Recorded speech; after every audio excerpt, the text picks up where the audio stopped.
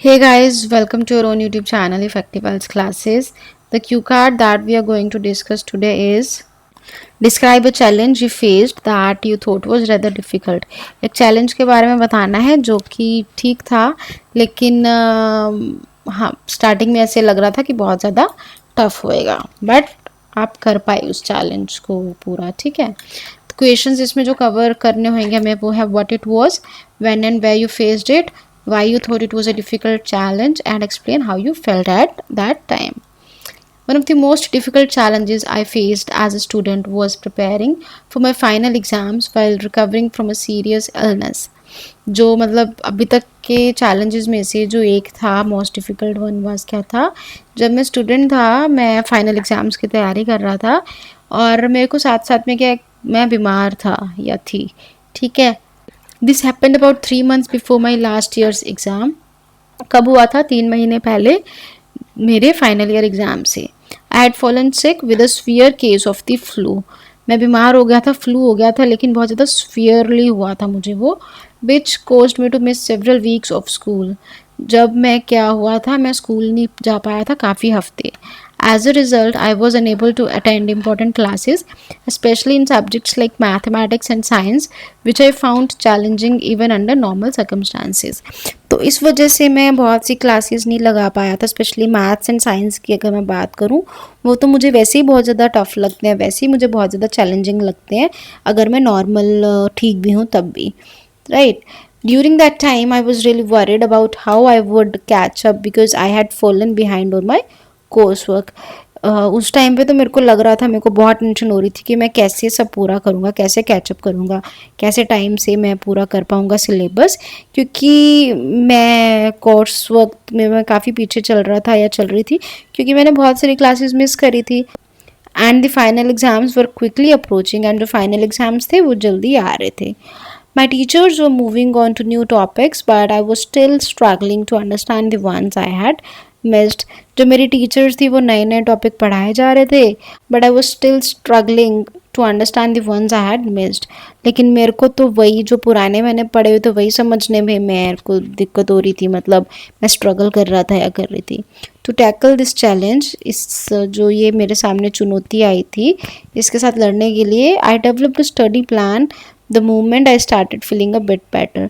जैसे ही मेरी तबीयत में थोड़ा सा सुधार आया ना, मैंने एक प्रॉपर स्टडी प्लान बना लिया था. मैंने सिलेबस को कुछ पार्ट्स में छोटे सेक्शंस में ब्रेक करा एंड एक टाइम पे एक ही टॉपिक पे फोकस करने का मैंने प्लान बनाया, ठीक है. मैंने अपने फ्रेंड्स और क्लासमेट्स की भी हेल्प ली. I also sought is a second form of seek. I also sought help from my classmates and teachers who shared notes and explained the concepts. जिसने मतलब फ्रेंड्स वगैरह ने मेरे साथ नोट्स शेयर करे एंड टीचर्स ने मेरे को जो भी कॉन्सेप्ट्स थे जो मेरे को समझ में नहीं आ रहे थे वो समझाए मेरे को, मतलब जो समझ में नहीं आ रहे थे. On top of that I turn to online tutorials and videos which were incredibly helpful in explaining complex topics in a simpler way. मैंने क्या करा था फिर ऑनलाइन क्लासेस भी लगा ली थी जो कि जिसने कि मेरी बहुत ज़्यादा हेल्प करी, विच वर इनक्रेडिबली हेल्पफुल, ठीक है, जो भी कॉम्प्लेक्स टॉपिक्स थे मेरे को समझाने में. And I also practised past exams paper two make sure I understood the material. और फिर मैंने जो प्रीवियस ईयर्स के पेपर थे मैंने वो भी प्रैक्टिस करी कि मेरे को समझ में आए हैं कि नहीं. This challenge was particularly difficult because I had to balance my recovery with intense study sessions. मतलब मेरे को अपनी तबीयत का भी ध्यान रखना था कि मेरे को बहुत ज़्यादा भी मतलब जो रिकवरी हो रही थी कि वो सही तरीके से हो जाए, कि मुझे उसका भी ध्यान देना था कि बहुत ज़्यादा स्ट्रेस्ड आउट भी नहीं करना था मैंने खुद को. Some days were really tough as I still wasn't feeling 100% well and it took a lot of determination to keep going. कई दिन तो मेरे को अच्छा भी नहीं लग रहा होता था, मेरे को तबीयत सही भी नहीं लग रही होती थी, लेकिन डिटर्मिनेशन मतलब जो मैंने ठान रखा था वो उसके कारण मैं चलता रहा या चलती रही. However, I stayed focused and used every bit of time wisely, including after school and on weekends. Eventually, all my hard work paid off and I managed to perform well in the exams. ठीक है, मैंने मतलब हर एक moment मतलब मैंने कुछ waste नहीं किया टाइम, मैंने अच्छे से अपने टाइम को वाइजली यूज़ किया स्कूल के बाद भी एंड वीकेंड्स पे भी, मतलब मैंने कभी भी अपना टाइम वेस्ट नहीं किया। इवेंचुअली आखिर में क्या हुआ, जितने भी मैंने मेहनत करी थी वो रंग लाई एंड मैं अच्छे स्कोर्स के साथ एग्ज़ाम में पास हुआ या फिर हुई।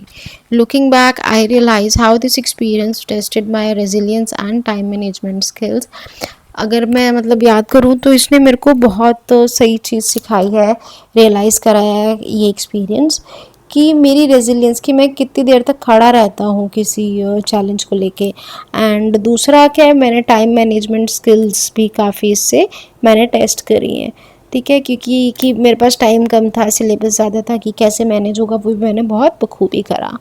It taught me that even in difficult situation staying organised and asking for help can make a big difference.